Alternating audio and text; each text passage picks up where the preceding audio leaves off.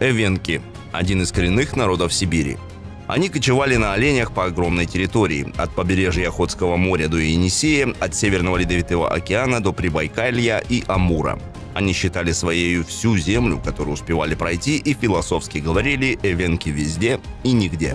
За пределами России представители этого этноса живут в Китае и Монголии.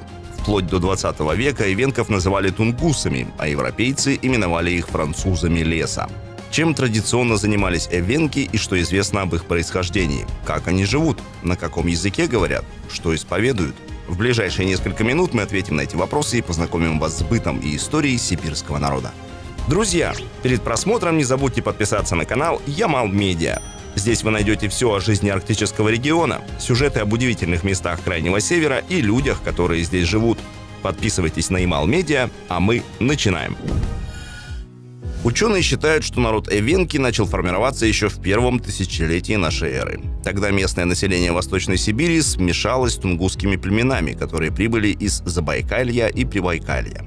Откуда и почему они пришли в Сибирь, неизвестно. По одной версии, их прародина находится на Алтае. По другой, это кочевой народ, который изначально жил на территории современной Монголии, однако Чингисхан и его потомки вытеснили предков эвенков к Ледовитому океану. Раньше в России эвенков называли тунгусами. Это слово впервые встречается в литературе XVI века. Кроме того, были и другие названия – арачоны в Забайкалье, мурчены в Бурятии, эвен в Приангарье. И только в 1930 году слово «эвенки» стало официально использоваться в качестве общепринятого. Оно основано на самоназвании народа «эвенкил», что означает «народ, живущий в горных лесах» или «идущий поперек хребтов». Родной язык народа – эвенкийский. Однако из-за большой территориальной разобщенности в языке сформировалось 3 наречия – северное, южное и восточное. А в каждом из них множество говоров. Исследователи пытались записывать речь эвенков еще в царские времена, но эвенкийский алфавит удалось составить только в 1928 году. Он состоял из латинских букв с диакритическими знаками. Они нужны, чтобы уточнить произношение. За основу литературного языка взяли непский говор. В 1931 году алфавит учредили, а спустя год уже выпустили книги на нем. Однако еще через 5 лет появился кириллический алфавит, которым эвенки пользуются и в наши дни. По данным Всероссийской переписи 2010 года, из 40 тысяч российских эвенков только около 5 тысяч знали родной язык. Его используют взрослые и пожилые люди в некоторых поселениях. Однако эвенкийский язык преподают в общеобразовательных учреждениях, а также изучают в университетах Санкт-Петербурга, Хабаровска, Якутска и Улан-Удэ. Традиционным жилищем для эвенков-кочевников был чум-дю. Его основание в диаметре достигало 5 метров, а конический остов состоял из 25-30 шестов. Чтобы установить жилище, 3-4 шеста связывали у вершины, а основание расставляли по кругу. К этому каркасу привязывали остальные шесты. Летом чум покрывали тисками, полосками сшитой бересты, которую предварительно вываривали в воде с щелоком. Это придавало ей большую прочность. Зимой стенами чума служили оленьи шкуры. В центре чума располагали костер, над ним крепили жерть с крючком для чайников и котлов. Еще одну горизонтальную жерть устанавливали, чтобы сушить на ней одежду. Дым от костра уходил наверх в дымовое отверстие. Через него же в жилище проникал свет. Внутреннее пространство чума было четко поделено. Направо и налево от входа территория хозяйки чума. Дальше места остальных членов семьи, напротив входа за очагом почетное место. Летом спали на оленьих шкурах, укрываясь заячьими одеялами. Зимой ночевали в спальных мешках, которые шили из шкур оленей. Ложились головой к очагу, чтобы растопить его, не вылезая из мешка, а дрова заготавливали накануне вечером. Зимние стойбища состояли из 1 или 2 чумов, летние – до 10, а на праздники съезжалось несколько десятков семей со своими жилищами. Полуоседлые эвенки жили в стационарных жилищах, похожих на чум, которые покрывали корой лиственницы.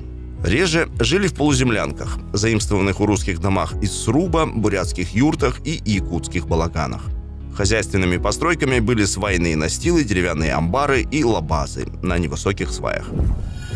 Первые исследователи Сибири рассказывали об особенной искренности, честности и доброте эвенков. Интересно, что в языке этого народа даже нет слова «вор». Они также отмечали подвижность тела и остроту ума представителей этноса. В отличие от других коренных народов, эвенки производили на гостей благоприятное впечатление, за что получили прозвище французов тундры и леса. А декабрист Вильгельм Кюхельбеккер называл их аристократами Сибири.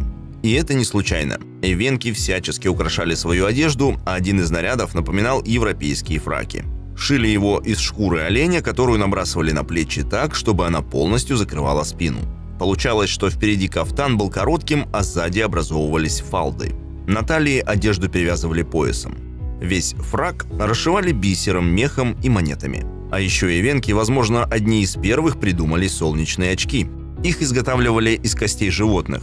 Вместо стекла вшивали тонко выделанную кожу, в которой делали прорезь посередине. Через нее и смотрели, не боясь солнечного света.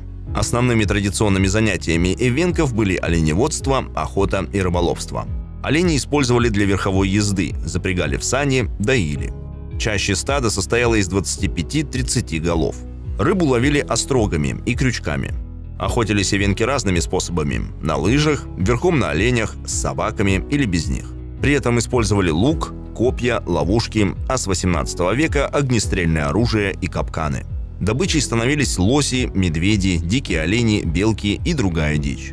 Кроме промысла, эвенки занимались выделкой шкур, обработкой костей рогов и бересты, плели сети, мастерили домашнюю утварь из дерева.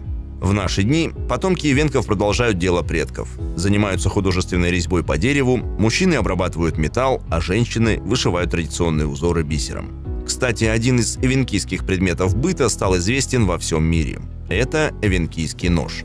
С его помощью можно было снять шкуру, разделать рыбу или тушу. Нож имеет особенную форму клинка с выгибающимся лезвием, которое заточено с одной стороны. Он также подходит для работы с древесиной. Рукоять обычно изготавливают из березы. Ей придают прямую форму с яйцевидным сечением по центру. Благодаря этому нож удобно использовать даже при сильном морозе, и для этого не нужно снимать перчатки. Оружие носили в деревянных ножнах, которые подвешивали на поясе. Традиционными верованиями эвенков были шаманизм и анимизм. По сей день есть места, где их все еще придерживаются. В мировоззрении эвенков весь мир состоит из 3 частей. На небе, в верхнем мире, живут боги Солнца и Луны.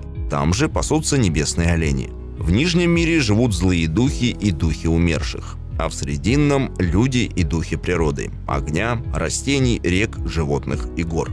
Эвенки почитали медведей и считали, что эти животные могут понимать человеческую речь. При охоте на зверя следовали целому ряду правил.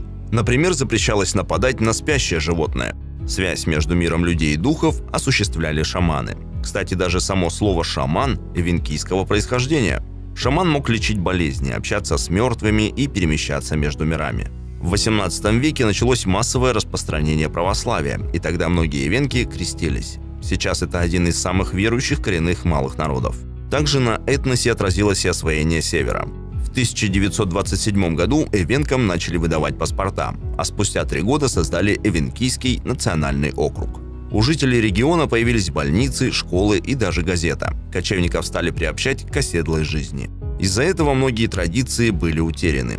В 1977 году Эвенкия стала автономным округом, а через 30 лет регион был упразднен и вошел в состав Красноярского края.